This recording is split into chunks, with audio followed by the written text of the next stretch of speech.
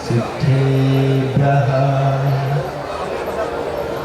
ॐ नमः सिद्धेभ्यः ॐ नमः सिद्धेभ्यः। आदिं तीर्थंकर प्रभो आदिनाथ मुनिनाथ आदि व्याधि अघुमधु मिटे तौ पद में मम्माथ। शरण चरण है आपके तारण तरण जहाज भवुदधि तट तक ले चलो करुणा कर जिन राज। देवादिदेव विखजराठ कैवल्य कमलापति आदि ब्रह्मा आदिनाथ भगवान की। देवादिदेव विखजराठ घाटोल के बड़े बाबा श्री वासु पूज्य भगवान की। देवादिदेव विखजराठ वर्तमान शासन नायक महावीर भगवान की। परम पूज्य 108 आचार्य पेवर गुरुवर श्री विद्यासागर जी महामुनिराज की। 3 कम 9 करोड़ मुनिराजों की पंच कल्याणक महामहोत्सव की।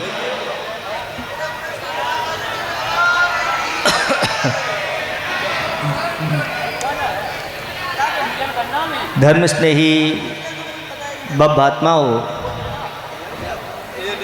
आप देख रहे थे कितने भाव पूर्व से ये भावना भा रहे थे, पर वह भावना आज फिर पुनः फलीभूत हुई और भगवान के लिए वैराग्य की प्राप्ति हो गई। वैराग्य कितना दुर्लभ है ये आप देख सकते हैं कि 33 सागर तक वहाँ पर अहमेंद्र रह करके परम सुखलेशा के साथ रहे और फिर यहाँ 84 लाख पूर्व की आयु को लेकर के जन्म हुआ और 83 लाख पूर्व तक असंयम के साथ जीवन बीता। रात की बात होती थी, ये मेरी स्त्री, ये मेरी पुत्री, ये पुत्र, ये पिता आदि आदि, क्योंकि बिना राग के ये सब चीज़ें नहीं होती। 3 ज्ञान के धारी होते हुए भी, छायक सम्यक दृष्टि होते हुए भी इस व्यवहार में वह निरत रहे। इसलिए आचार्य भगवंतों ने कहा कि चाहे वह तीर्थंकर ही क्यों ना हो, वस्त्रधारी की कभी मुक्ति नहीं होती। नबी से यदि बत्थ धरो जय हो भी तिथैरो, चाहे वह तीर्थंकर ही क्यों ना हो, वस्त्रधारी की कभी मुक्ति नहीं होती। इसलिए उन्होंने आगे जाकर के घोषणा कर दी, नग्गो ही मोक्ष मग्गो, नग्नता ही मोक्ष मार्ग है और इसके बिना मार्ग की प्राप्ति नहीं होती है। समय कम है और आपके लिए मोक्ष मार्ग की पूरी विधि भी बताना है, तो आप लोगों की भावना भी ऐसी रहती, महाराज इतना समय दे रहे हैं हम, अब तो आप शॉर्ट में मोक्ष मार्ग बता दो। बताने में कोई दिक्कत नहीं, लेकिन आचार्य भगवान कहते हैं कि करना तो पूरी क्रियाएं पड़ेगी। बता देंगे हम शॉर्ट में। और एक हाइकू है, बहुत अच्छा हाइकू है, 17 अक्षरों में मोक्ष मार्ग। उदासो हम हो दासो हम जपो सो हम पा जाओ अहम। अपने आप को अगर पाना है और सुद्रव्य सुक्षेत्र सुकाल और सुभाव अगर जीव को मिल जाते हैं तो सबसे पहले उदासो हम हो। जब तक यह संसारी प्राणी संसार शरीर और भोगों से उदासीन नहीं होता, संसार शरीर और भोगों में जब तक राग रहता है, आसक्ति रहती है, तब तक वैराग्य की प्राप्ति नहीं होती। और जब इनसे विरक्ति हो जाती है, संसार शरीर भोगों से वैराग्य जीवन में घटित हो जाता है, तो फिर घर में रहना नहीं होता। सब कुछ त्याग करके, जैसे आज के दिन उन आदि कुमार ने सब कुछ छोड़ करके अब और कोई मेरा नहीं है, अहमिक्को खलु सुद्धो दंसरनाण मयो सदा रूबी नबी अत्थि मध्य किंच भी अन्नम परमाणु मित्तम। महापुरुष जब दीक्षा धारण करते हैं तो आचार्य भगवान कहते कभी पीछे मुख नहीं करते, मुड़ के नहीं देखते, सारे के सारे वैभव को तृण के समान त्याग कर देते हैं। और यहाँ तक कि वर्धमान चारित्र होने के कारण से पिछले अपने अतीत को सोचते भी नहीं, विचारते भी नहीं, ऐसी उनकी ये चर्या होती है। तो वैराग्य सर्वप्रथम कारण है मुक्ति के लिए, लेकिन मात्र वैराग्य से मुक्ति नहीं होती। वैराग्य के साथ जब गुरुओं की शरण में चले जाते हैं, उदासो हम होके दासो हम अपना गुरु बनाते हैं और गुरु बना करके उनको समर्पित कर देते हैं, तो गुरु महाराज दीक्षा दे करके और अपने जैसा बना लेते हैं। तीर्थंकरों के लिए ऐसे गुरु की आवश्यकता नहीं होती, क्योंकि उनका पुण्य अलग ही रहता है, उनकी चर्या अलग ही होती है, सबसे हटकर होती है।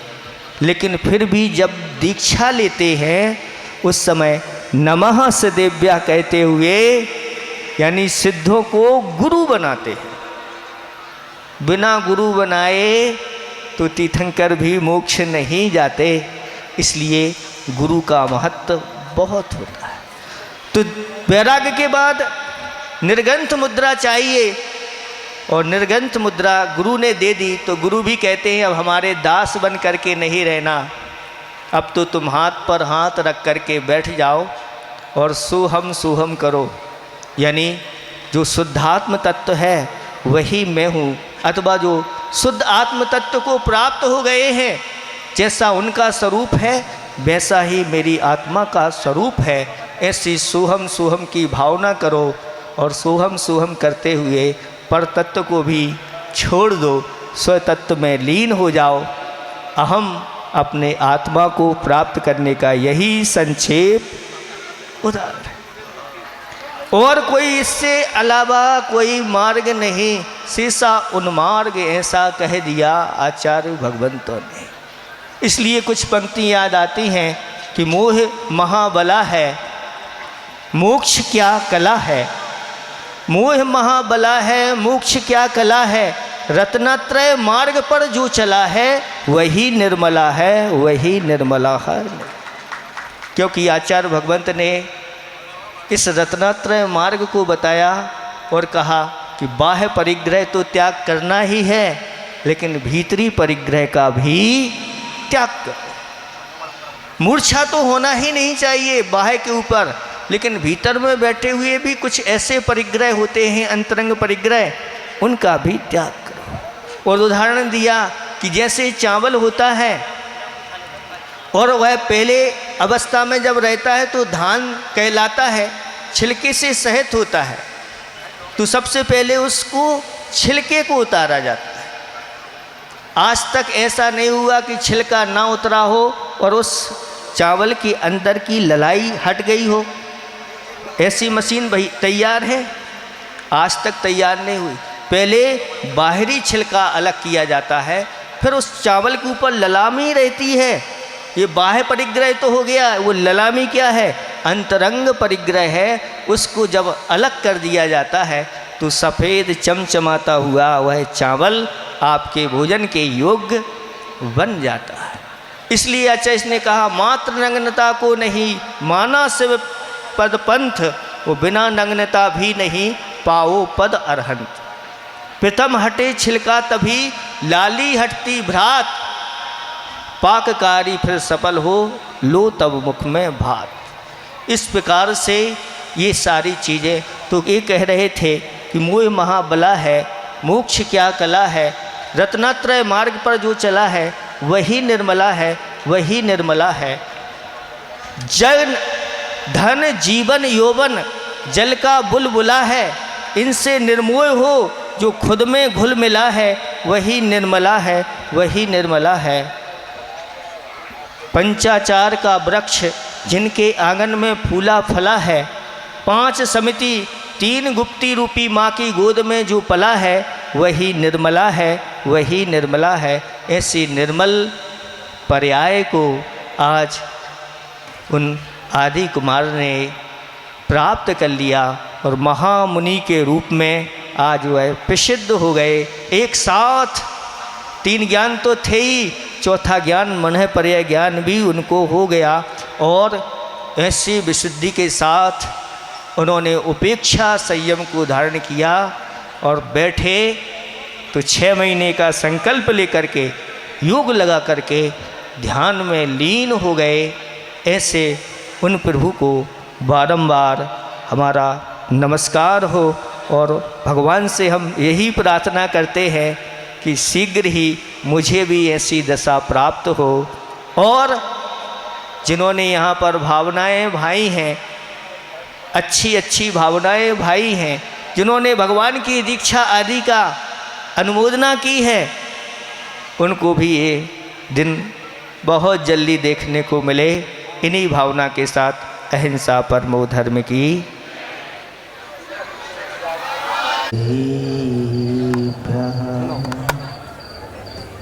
निर्मल जल सामन है जिनका, चंदन से है देव वचन। अक्षत सम अक्षत है श्रद्धा, सुमनो सा सुंदर है तन। नैवेद्य चरित्र जान है दीपक, वसु विधि करते धूप दहन। ध्यान सुफल है अर्घ समाधि,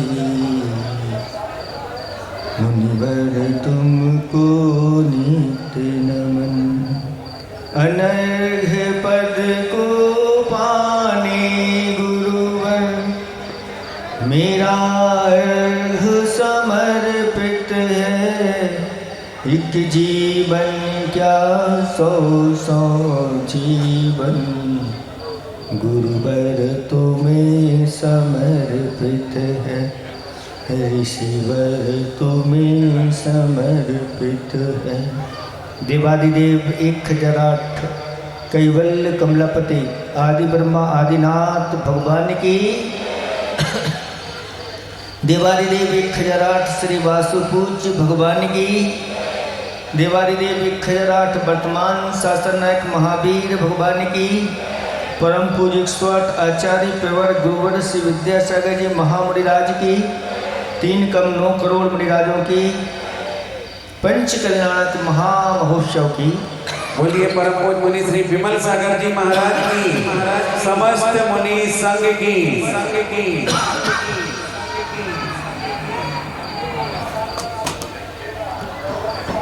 धर्म स्नेही, ये घूमने वाली लाइट बंद कर दो। भव्यात्माओं, कल आपने देखा था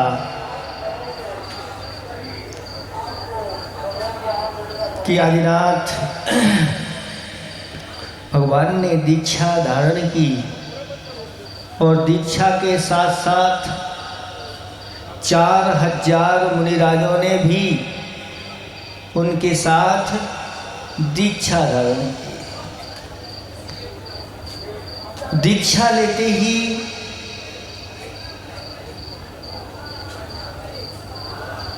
जो तीर्थंकर प्रकृति का बंद करके आते हैं, जब तक केवल ज्ञान की प्राप्ति ना हो जाए तब तक मौन धारण करते हैं। कोई उपदेश नहीं देते, किसी से कोई बात नहीं करते, क्योंकि अभी छद्मस्त दशा है। यद्यपि 4 ज्ञान के धारी हैं, श्रुत का उनको ज्ञान होता है, लेकिन पूर्ण ज्ञान नहीं होने के कारण से वह मौन धारण कर लेते हैं और मौन धारण करके दीक्षा के बाद योग में लीन हो जाते हैं। 6 माह का योग धारण करते हैं, क्योंकि वह तो अतुल बल के धारी हुआ करते हैं। तीर्थंकर चाहें तो ऐसे बैठ जाएं कि केवल ज्ञान होकर के ही उठ सकते हैं, लेकिन ऐसा नहीं करते। 6 महीने के लिए योग निरुद्ध अपने योगों को स्थिर करके बैठ जाते हैं और धीरे धीरे जब समय निकलता है, जिन मुनिराजों ने दीक्षा धारण की थी, अंतरंग से असाता वेदनी कर्म की उदीर्णा हुई, भूख सहन नहीं हो पाई और जिनको आदर्श मान करके दीक्षा धारण की थी वह ध्यान में बैठे हुए हैं, कुछ बोल भी नहीं रहे हैं, देख भी नहीं रहे, न किसी प्रकार की कोई प्रतिक्रिया कर रहे हैं। धीरे धीरे हुआ यूं कि आहार चर्या का ज्ञान नहीं होने के कारण से वह अपनी मनमानी करने लगे, वृक्षों के फल खाने लगे, नदियों का पानी पीने लगे। तब देवों ने आकर के उनको संबोधन किया और कहा, इस मुनि पद के साथ इस प्रकार की क्रियाएं शोभनीय नहीं। तब उन्होंने अपने अन्न वेश बना करके चर्या अपनी करने लगे। जैसे ही 6 माह पूर्ण हुए और भगवान आहार के लिए नगर की ओर जाने लगे। जो तीर्थंकर होते हैं, शास्त्रों में वर्णन आया है कि बिना आहार लिए केवल ज्ञान को प्राप्त नहीं करते। ये चर्या दिखाना भी जरूरी है, तभी आगे जाकर के मोक्ष मार्ग आगे बढ़ेगा। अगर आहार चर्या नहीं करेंगे तो अन्य मुनिराजों की चर्या नहीं हो पाएगी। श्रावक भी कैसे, वह अपने दान देकर के श्रावक धर्म को पूर्णता दे सकेगा। इसलिए महापुरुषों का कार्य होता है, तीर्थंकरों का, कि ये आहार चर्या के लिए निकलते हैं, जिसके माध्यम से श्रावक के लिए बहुत बड़ा लाभ होता है। कितना बड़ा लाभ होता है, तो शास्त्रों में लिखा है कि जहाँ तीर्थंकर का पहला आहार होता है वो भव्य प्राणी उसी भाव से मोक्ष को प्राप्त करता है। तो महान पुरुष तो ऐसे होते हैं कि स्वयं मोक्ष जाने के पहले कितने लोगों के लिए मोक्ष का मार्ग खोलते हैं, कह नहीं सकते। ऐसी महान चर्या उन तीर्थंकर मुनिराज की हुआ करती है और वह आहार चर्या के लिए जाते हैं, लेकिन सब जगह घूम करके आ जाते हैं। आहार नहीं मिल रहा है, कारण क्या है? भगवान के अंतराय कर्म का उदय चल रहा है कि श्रावकों के अंतराय कर्म का उदय चल रहा है? भगवान तो आपके यहाँ आ रहे हैं, यद्यपि शास्त्रों में वर्णन किया गया है कि जो पात्र होते हैं उनके अंतराय कर्म का, कौन से अंतराय कर्म? लाभांतराय कर्म का उदय चलता है, और श्रावक के लिए अगर लाभ नहीं हो रहा है तो वह दानांतराय कर्म का उसका उदय चल रहा है। निरंतर जाते रहे लेकिन आहारचर्या नहीं हो पाई, वापस वन की ओर फिर चले जाते, फिर नगर की ओर चले जाते। आखिर लोग सोच रहे हैं कि इनके लिए क्या आवश्यकता है। कोई धन देना चाहता है, कोई पुत्रियां देना चाहता है, कोई वैभव देना चाहता है, और कोई भोजन भी देना चाहता है, लेकिन शास्त्रों में जैसा वर्णन किया गया है वैसी विधि कोई नहीं कर रहा है। क्या इसकी विधि है? तो कहा यथा विधि यह आहार दान हुआ करता है। यथा विधि क्या है? कौन सी विधि है भगवान की, कौन सी विधि है मुनिराजों की? तो कहते हैं यथा विधि का अर्थ होता है नवदा भक्ति पूर्वक आहार दिया जाता है। वह नवदा भक्ति क्या होती है उस समय लोग नहीं जानते थे। उसके अभाव में ऐसे महान पात्र आपके नगर में आते थे, आपके घर के सामने आदि से निकल जाते थे, लेकिन नहीं मिल पाते। शास्त्रों में वर्णन का किया गया है कि जो मुनिराज होते हैं वह एक चिंतामणि रत्न के समान हुआ करते हैं।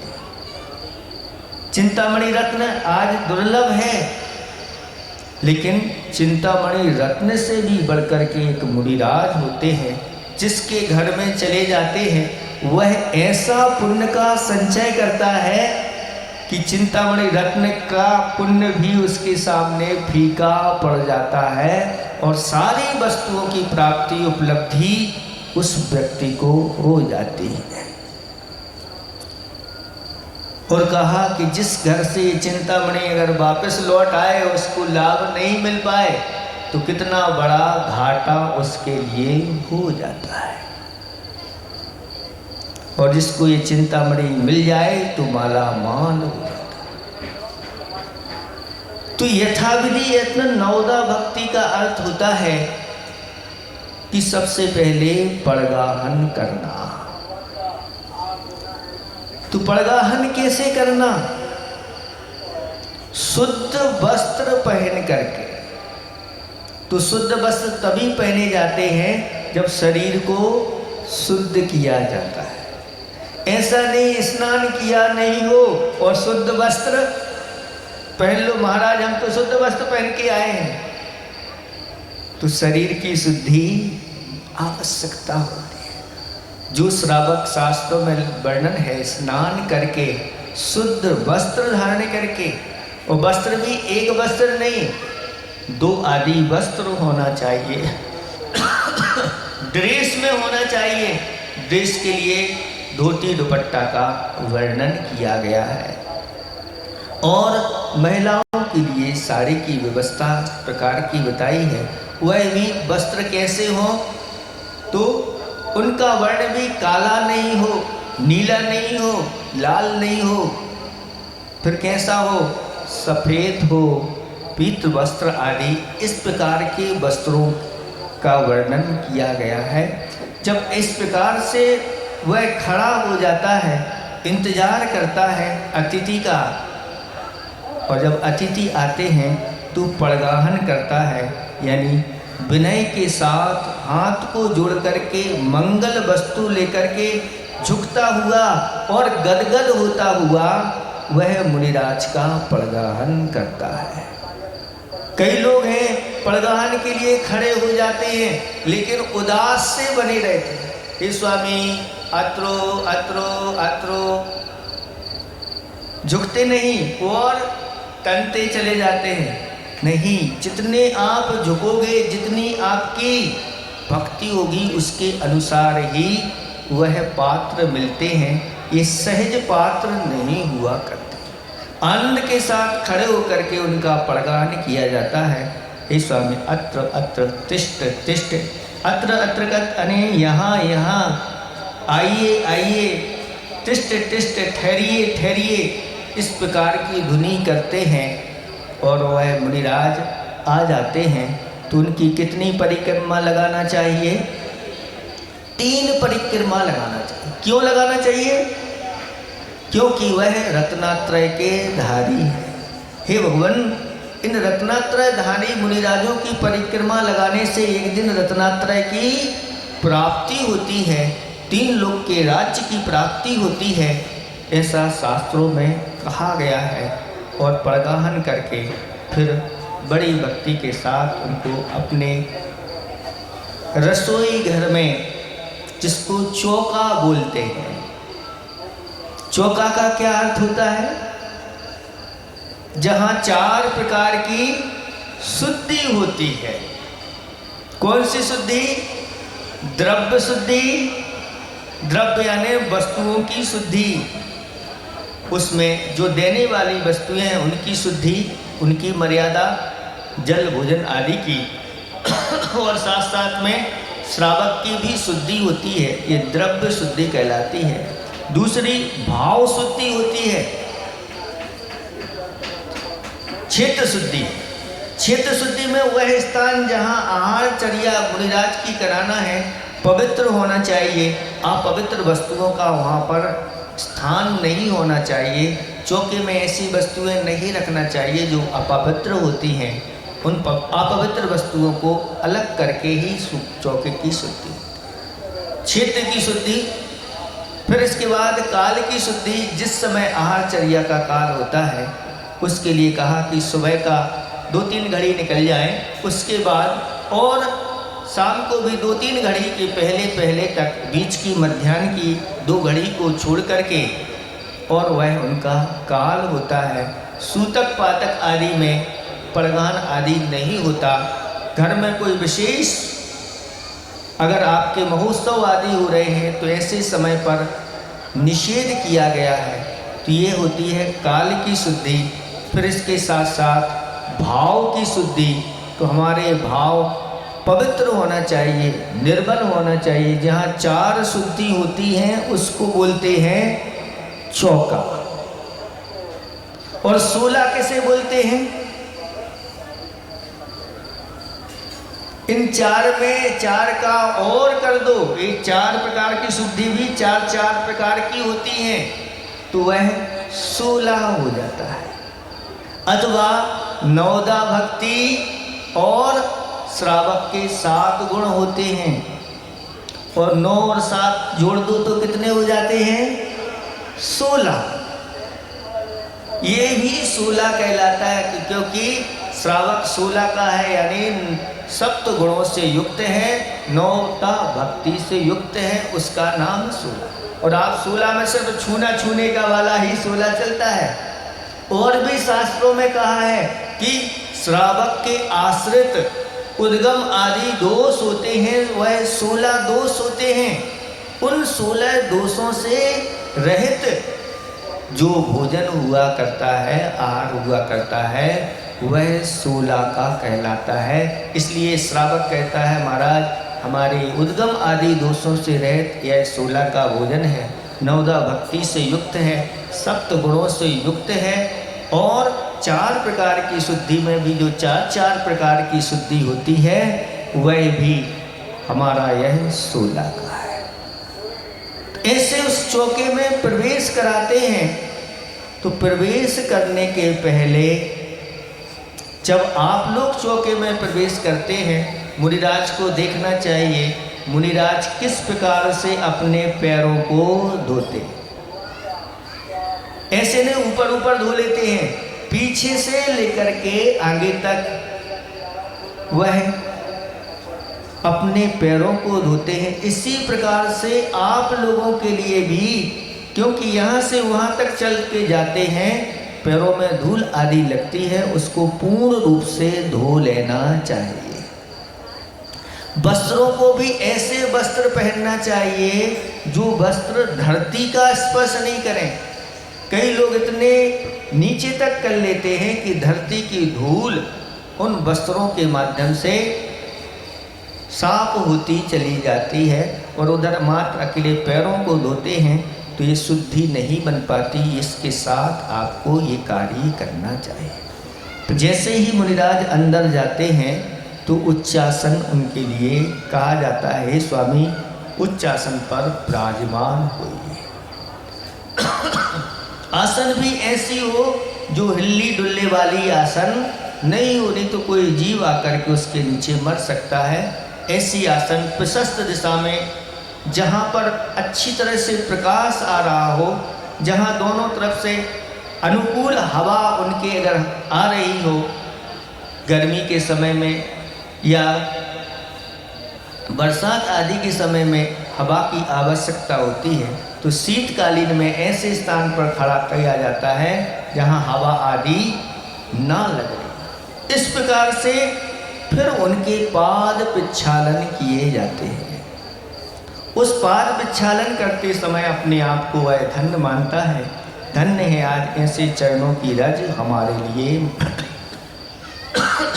और पाद प्रक्षालन करके उस गंधोदक को अपने सिर पर धारण करता है और फिर हाथ धो करके उनकी पूजन अष्ट द्रव्य से करता है।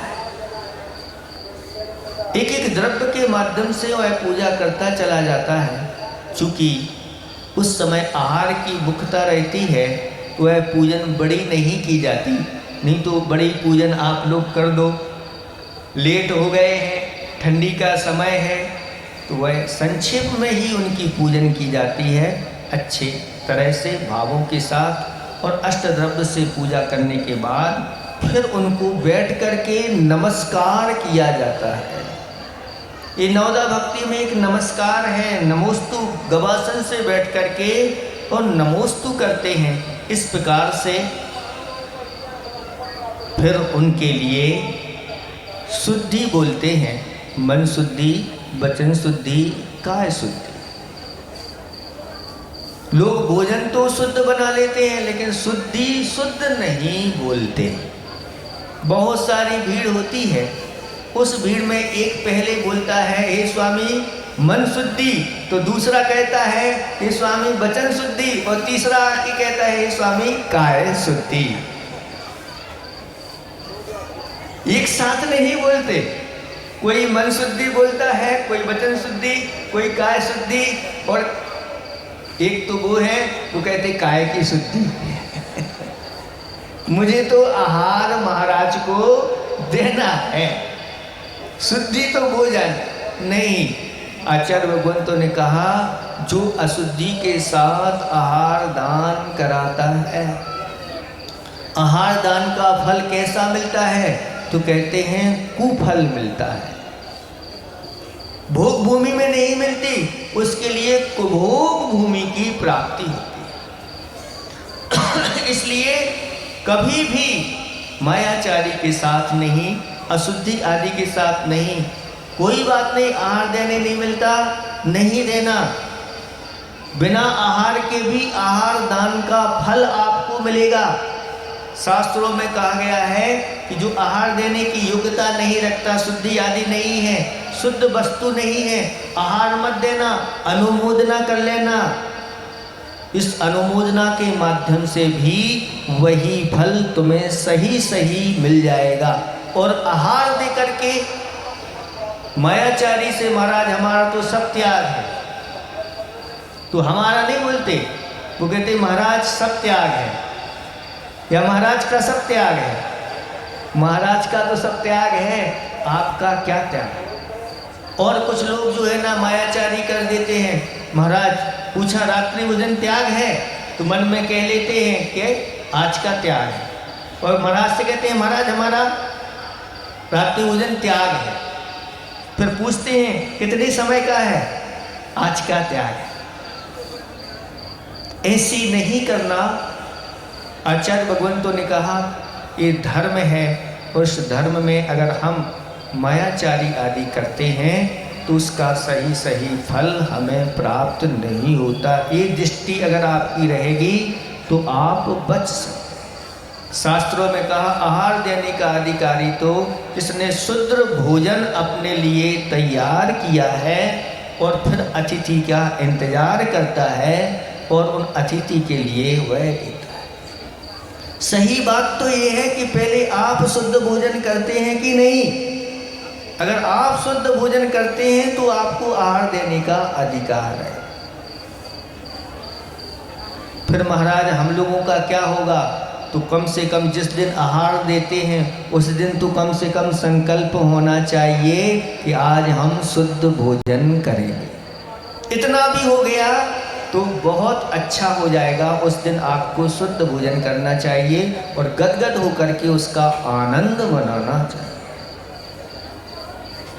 ऐसी ये चर्या हुआ करती है। तो ये मन शुद्धि, मन में इस प्रकार से किसी प्रकार के संकलेश आदि परिणाम नहीं, मायाचारी आदि के परिणाम नहीं, ऐसी शुद्धि के साथ आहार दान दिया जाता है।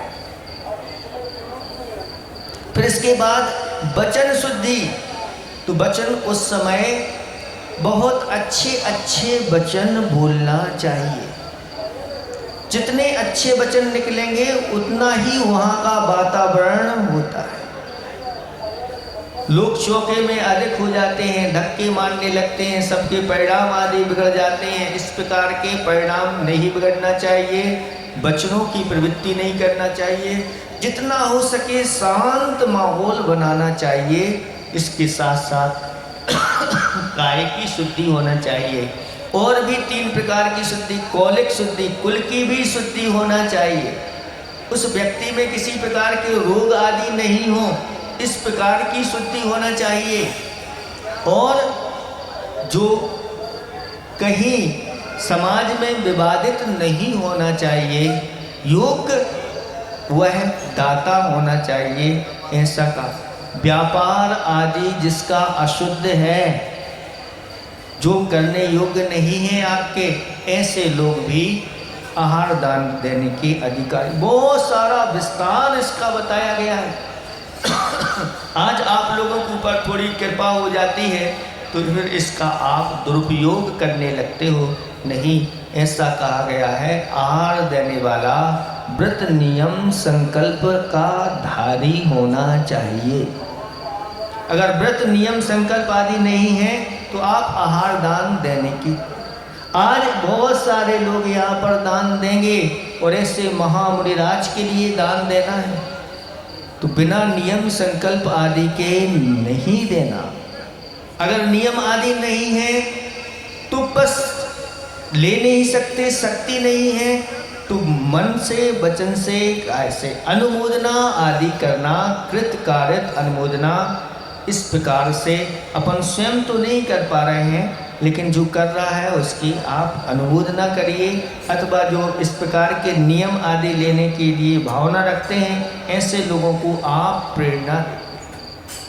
ये आहार दान की क्रिया सामान्य क्रिया नहीं, शास्त्रों में लिखा है ये मोक्ष की क्रिया है, संसार की क्रिया नहीं। मोक्ष प्राप्त कराने के लिए श्रावकों की क्रिया है। जो श्रावक दान और पूजा में लगा हुआ है ऐसा श्रावक मोक्ष मार्गी है, ऐसा कहा गया है। और जो दान पूजा नहीं करता उसका मोक्ष मार्ग नहीं बनता। ये मुख्यता है ये दान और पूजा की। कहा है निर्ग्रंथों की चरण रज करती भवदधि पार, रिद्धि सिद्धि समृद्धि दे मोक्ष महल का द्वार। मोक्ष महल की ये द्वार है, मोक्ष महल का ये आहार चर्या सामान्य चर्या नहीं मानी जाती। जिन जिन ने पूर्व में मुनिराजों के लिए आहार दान दिया आगे जा कर के उन्होंने मोक्ष को प्राप्त किया, ऐसे वर्णन। ऐसे भक्त प्राणी हुआ करते हैं, इसलिए अच्छी ऐसी भावना रखो हे भगवान कब वो दिन आए जब मुझे भी ऐसे ही पानी पात्र में आहार करने का अवसर मिले और मैं ऐसे ही दिगंबर मुद्रा को धारण कर सकूं और कर्मों का नाश कर सकूं, ऐसी भावना के साथ ये आहारचर्या होती है। बहुत विशुद्धि का ये कार्य है। यह बहुत बड़ा श्रावक का तप माना जाता है। आचार्य श्री कहते हैं कि श्रावक का तप इन्हीं में होता है जब वह दान करता है। ऐसी गर्मी पड़ती है।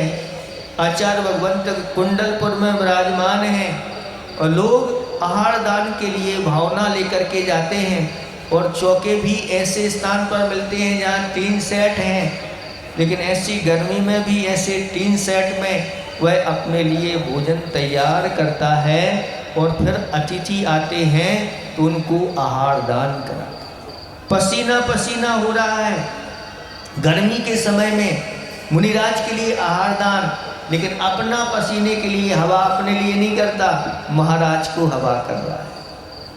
ये बहुत बड़ी तपस्या श्रावक की मानी जाती है। कहते हैं चौके में बहुत बड़ा, बाहर की सारी क्रियाएं भूल जाता है। जब जाप देता है तो मन तो कहाँ कहाँ घूमाता है, लेकिन जब आहार दान कराता है तो 1 घंटा कब निकल जाता है, वही चीज़ें याद आती हैं। क्या चलना है, क्या नहीं चलना है, क्या चल पाया, क्या नहीं चल पाया, आदि आदि। 1 घंटा कब बाहर की दुनिया समाप्त हो जाती है, जब तक महाराज के आहार नहीं होते तब तक वह उसी में, और जैसे ही आहार होते हैं आनंदित हो जाता है। अहोभाग आज निरंतराय मुनिराज के लिए आहार।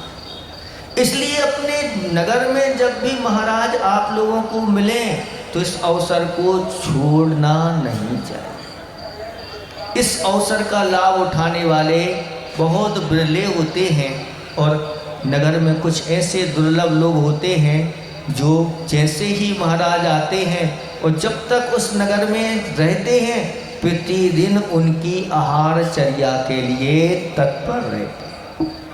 अब ऐसे लोग कैसा पुण्य का संचय नहीं करते होंगे। बाकी सब घरों में तो 1-1 बार हो जाते हैं, लेकिन जो आहार कराने के लिए मुनिराज के लिए जा रहे हैं वो समझ लेना सबसे ज़्यादा अगर पुण्य का खजाना संचय किया है तो उन्हीं लोगों ने,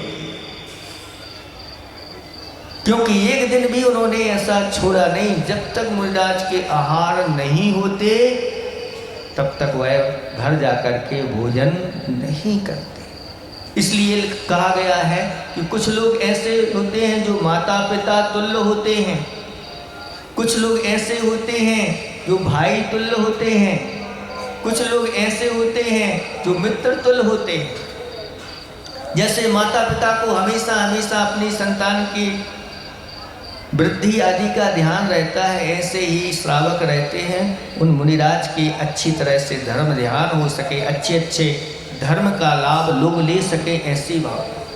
कुछ भाई के समान होते हैं जो अलग अलग रहते हुए हैं, लेकिन जब आवश्यकता पड़ती है तो तैयार हो जाते हैं। और कुछ ऐसे मित्र के समान होते हैं जो हमेशा हमेशा महाराज के साथ रह करके पूरा का पूरा लाभ उठाते रहते ऐसे। और एक चौथे नंबर के होते हैं जो सौत के समान होते हैं, उनके लिए कहा कि वो हमेशा हमेशा दोष देखते रहते हैं महाराजों के। ऐसे ही 4-5-6 महीने उनके निकल जाते। एक पुण्य का संचय करता है और एक उनके निमित्त से पापों का संचय कर लेता है। बड़ी विचित्रता है परिणामों की। इसलिए इस चर्या को, आहार चर्या को सामान्य चर्या नहीं करें, निरंतर निकलते रहे और निकलने के बाद जब 7 माह और कुछ दिन हो गए तब राजा सोम और श्रेयांश के लिए, किसको? राजा श्रेयांश के लिए स्वप्न आए। रात्रि में उन्होंने 7 स्वप्न देखे। पहला सुमेरु पर्वत देखा, दूसरा कल्प वृक्ष देखा, तीसरा काला सिंह देखा, चौथे नंबर पर धरती को उखाड़ता हुआ सिंह से एक नंदी देखा। और 5वें नंबर में सूर्य चंद्रमा इनको देखा। 6वें नंबर पर समुद्र रत्नों की राशि से भरा हुआ है, इसको देखा। और 7वें नंबर पर अष्टमंगल द्रव्य को धारण करते हुए भूतों की मूर्तियां इस प्रकार की देखी गई। और जब इनके बारे में जानकारी ली गई तो पता चला कि कोई महान अद्भुति की प्राप्ति इनको होने वाली है। और जैसे ही वह शुद्ध वस्तु तैयार हो जाती है और भोजन का जब समय होता है, उसी समय खबर मिलती है कि महामुनि विषभ सागर आहार चर्या के लिए इस तरफ आ रहे हैं। तब वह दोनों भाई बाहर जाकर के और गदगद होकर के उनको देखते ही उनको सारी पूर्व की विधि प्राप्त हो जाती है। पूर्व के संस्कार जब वज्र जंग अवस्था में उन्होंने मुनिराज को आहार दिया था, वह स्मृति उनको हो आती है और सब विधि प्राप्त हो जाती है और सप्त गुणों से युक्त होकर के नवदा भक्ति के साथ उनका परगाहन करती है।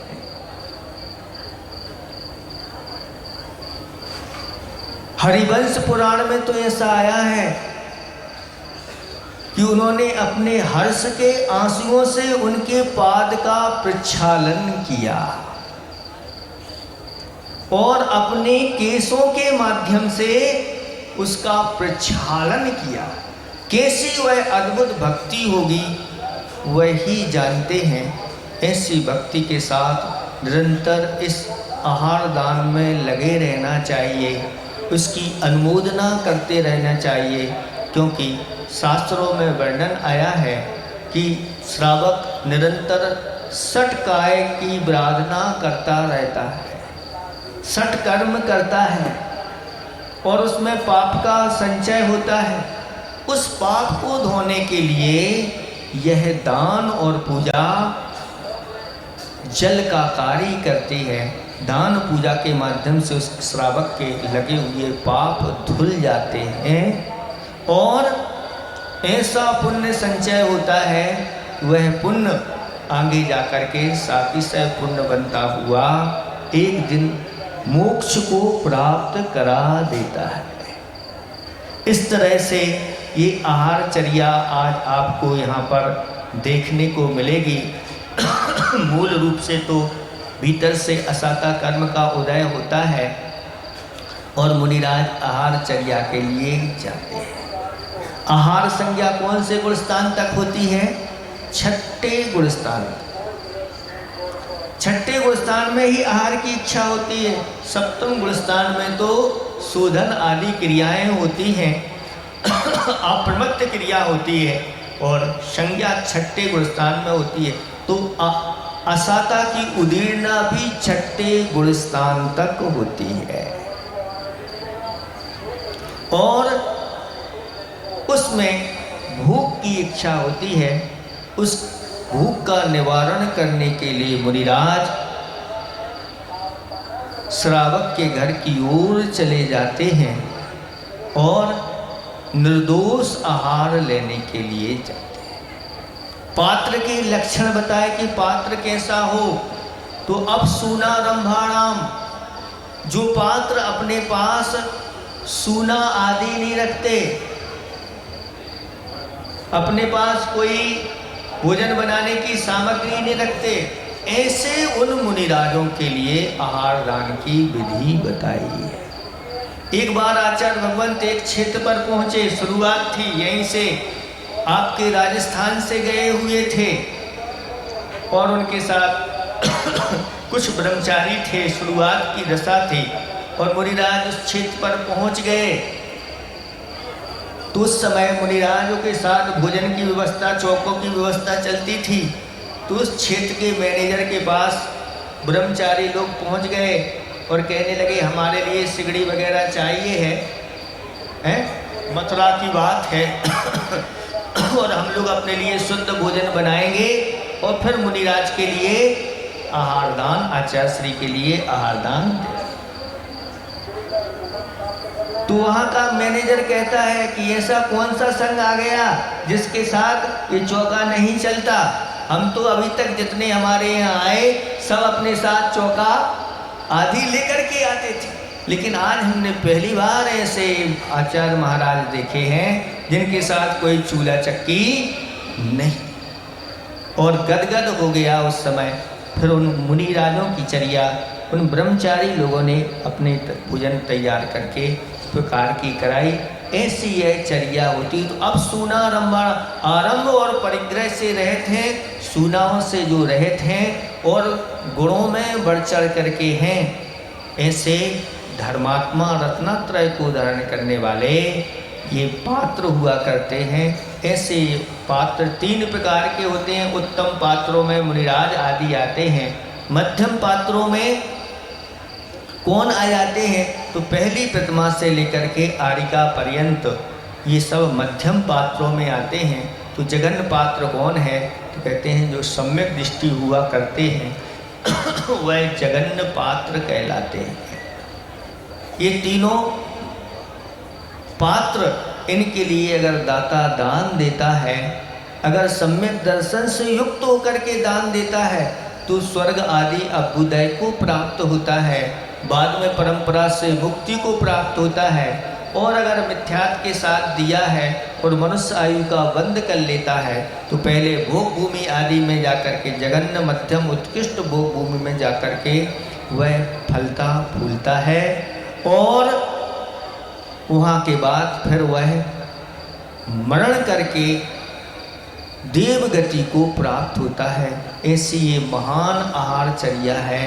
ये चर्या सामान्य चर्या नहीं। जो अपने अंदर श्रद्धा रखते हैं, भक्ति रखते हैं, विवेक रखते हैं, निर्लोभता रखते हैं, क्षमा भाव रखते हैं आदि आदि ऐसे गुणवान वह आहार चर्या को देते हैं। इसलिए इस आहार चर्या को बड़े तत्पर के साथ, विशुद्धि के साथ करना चाहिए।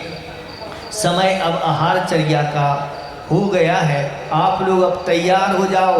महान पुण्य संचय करने का ये काल आपका आ रहा है। पहले बड़े महाराज आहार चर्या को उठेंगे, फिर उसके बाद हम लोगों का भी नंबर आएगा। अहिंसा परमो धर्म की।